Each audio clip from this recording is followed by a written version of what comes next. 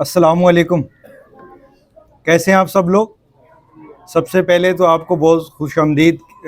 ہمارے جو in house کے بچے ہیں ان کو، باہر سے آئی فیملیز کو، اور جو ہمارے باہر سے آئے ہوئے ریکوری ہیروز ہیں. آج کے دن تھوڑا سا میں جو بات کروں گا، ویسے میری کوشش ہوتی ہے کہ ہر یونیورسٹی پہ کوئی ایک اسپیسیفک جو ہے پوائنٹ جس پہ میں بات کر سکوں. تو آج کے دن جو ہے وہ میں جس پوائنٹ پہ بات کروں گا وہ یہ ہے کہ تھوڑی دیر پہلے اس پہ تھوڑی بات بھی ہوئی ہے کہ بیسک جب ایک بندہ نشے میں جاتا ہے تو یہ اس کے بیسکلی 3 سٹیجز ہیں نا.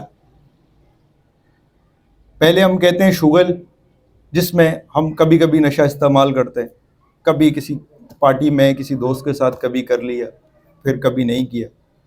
پھر دوسرا سٹیج آتا ہے عادت والا، جہاں ایک پیٹرن کے ساتھ ہم اس کو استعمال کرتے ہیں لیکن ہماری ڈپینڈنسی نہیں آتی.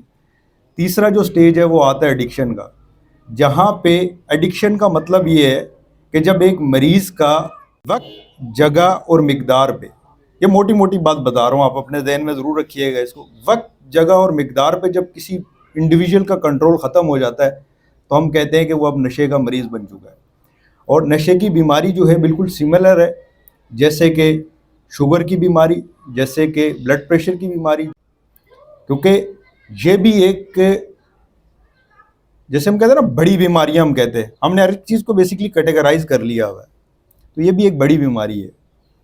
اور اس کا جو سب سے مشکل پہلو ہے پتہ وہ کیا ہے؟ یہ نہیں ہے کہ یہ بہت بڑی بیماری ہے. اس کا سب سے مشکل پہلو یہ ہے کہ جتنی بڑی یہ بیماری ہے اتنی کم انڈرسٹینڈنگ ہے ہماری اس کے لیے. کسی کو جب ڈائگنوز ہوتا ہے پہلی دفعہ کہ اس کو اب یہ بلڈ پریشر کا مریض بن گیا تو کیا ہوتا ہے؟ کسی کو فیملی میں جب ڈائگنوز ہوتا ہے کہ یہ شوگر کا مریض بن گیا تو کیا حالت ہوتی ہے؟ اب کیا ہم مریض کو برا بھلا کہتے ہیں؟ کیا ہم مریض کو برا بھلا کہتے ہیں کہ تم شوگر کے مریض ہو گئے ہو، تم بلڈ پریشر کے مریض ہو گئے ہو، تم تو اس سے نکل ہی نہیں پاتے، کیوں تم بار بار ریلیپس ہو جاتے ہو اس میں، کیوں تم بار بار جو ہے اپنی بیماری کا شکار ہو جاتے ہو؟ کبھی کہتے ہیں ہم؟ ایڈکشن میں یہ کہتے ہیں ہم. کیوں؟ کیونکہ ہماری نشے کی بیماری کے متعلق جو ہماری آگاہی ہے، ہماری سوسائٹی میں اس کی آگاہی کم ہے، ہمارے پاس اس کی آگاہی کم ہے. تو جب اس کے متعلق ہمارے پاس معلومات نہیں ہے تو ہم اس کو کیا سمجھتے ہیں؟ ہم اس کو سمجھتے ہیں کردار کی خرابی، لعنت، عیاشی، بدتمیزی. یار کرنا ہوگا کر لے گا. اکثر میرے پاس فیملیز آتی ہیں داخل مریضوں کے لیے، جب ہم علاج کی بات کر رہے ہوتے ہیں، علاج کو ڈیفائن کر رہے ہوتے ہیں کہ علاج کیسے ہوگا، کہتے ہیں ارے کرنا ہوگا اس نے کر لے گا، ارے مجھے پتہ ہے یار اس نے چھوڑنا ہوگا چھوڑ دے گا، نہیں چھوڑنا ہوگا یہ ایسے ہی کرے گا. ارے کبھی آپ کسی کینسر کے مریض کو یہ کہتے ہیں؟ کسی شوگر کے مریض کو یہ کہتے ہیں؟ اس کو ٹریٹمنٹ فالو کرتے ہیں آپ. تو اس میں جہاں یہ ایک بہت بڑی بیماری ہے، یہ اپنی جگہ ایک ڈرنے والی بات ہے. اس سے زیادہ ڈرنے والی یہ بات ہے کہ جتنی یہ بڑی بیماری ہے ہماری انڈرسٹینڈنگ اس کے متعلق اتنی کم ہے. ہم اس کو سمجھتے نہیں ہیں.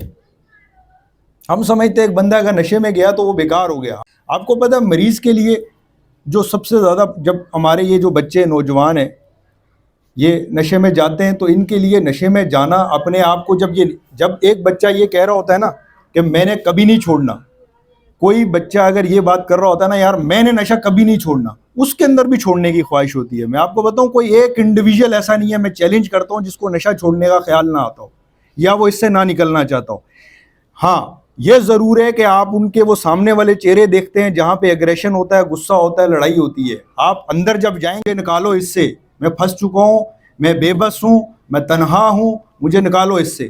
لیکن ہم اس پہ ظلم یہ کرتے ہیں کہ ہم اس کو اور کارنر کرتے ہیں. کیوں؟ کیونکہ سٹگما ہے.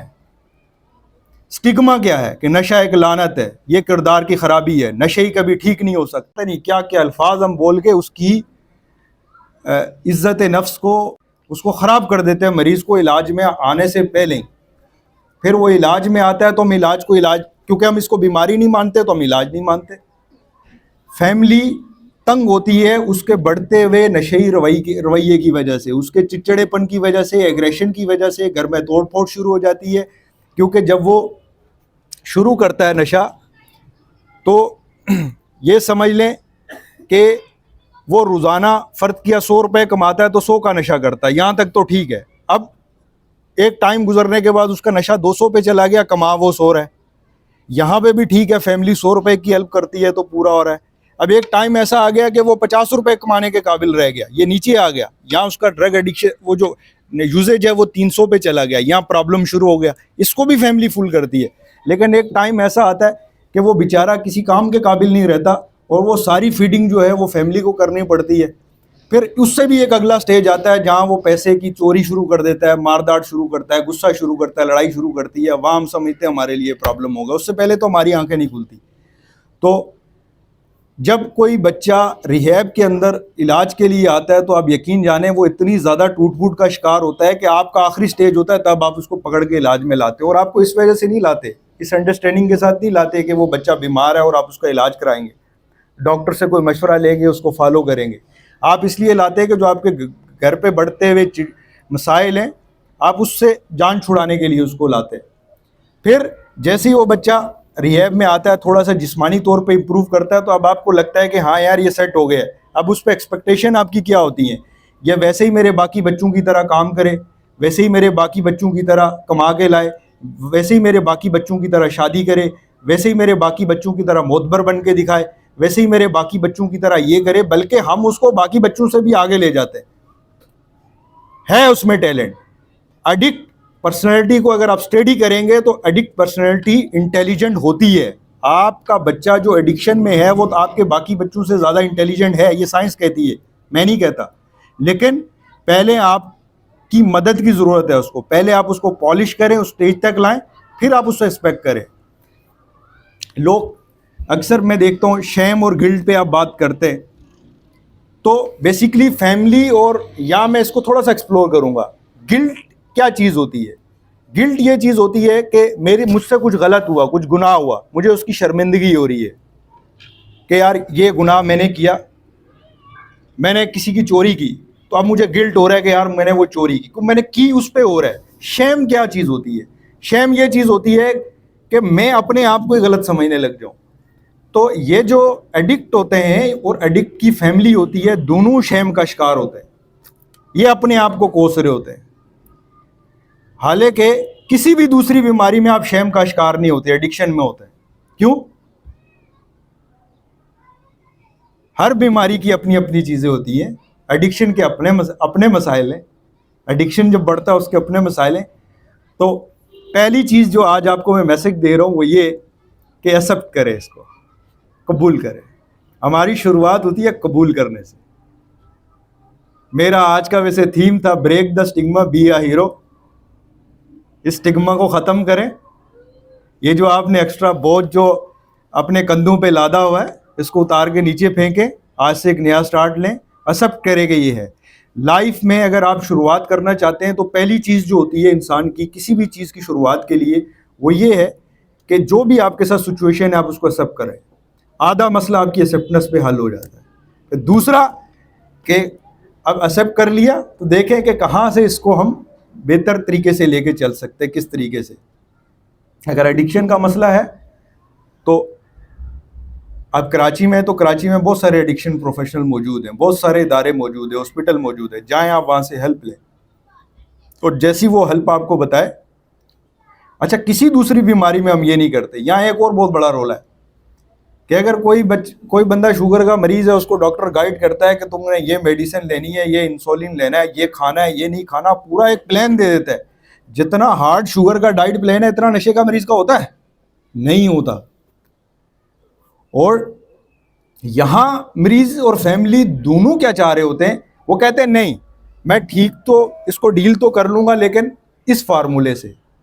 تو بابا جیسے شوگر کے ڈاکٹر شوگر کا فارمولا آپ کو دیتا ہے, آپ اس کو اس بات کے پیسے دیتے ہیں کہ وہ آپ کو فارمولا دے, وہ آپ کو طریقہ بتائے کہ کیسے نکلنا ہے.